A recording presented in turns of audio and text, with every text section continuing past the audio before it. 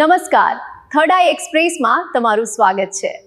મારી ચેનલને like, share અને સબસ્ક્રાઇબ કરશો।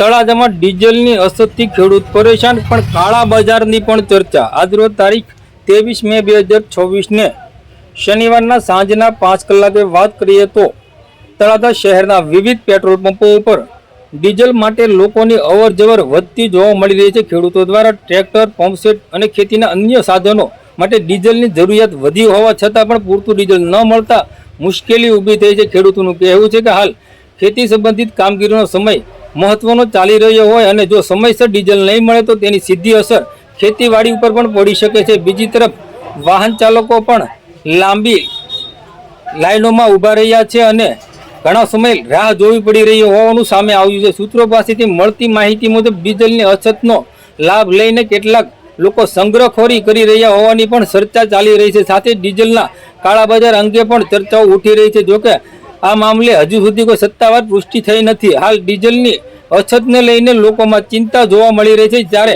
તંત્ર દ્વારા વહેલી તકે પૂરતો સ્ટોક ઉપલબ્ધ કરવામાં આવે તેવી માંગ ઉઠી છે। દિલીપભાઈ ડાયાભાઈ પિંજા, સાંકડાસર નંબર 1। બસ ડીઝલ ની અંદર માં કમળમાં મત થાય એવરી ભૂલ બીજું કઈ છે નહીં।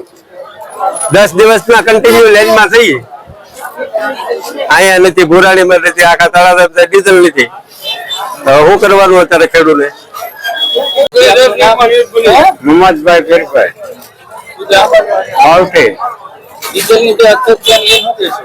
ડીઝલ ની અછત પૂરી લાઈન માં ઉભું રહેવું પડે છે અમારે, અને મળતું નથી।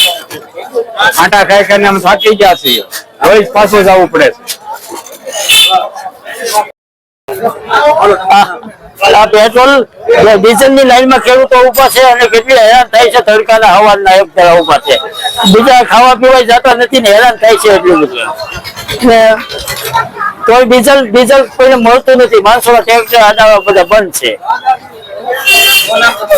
છોટું સરવૈયા।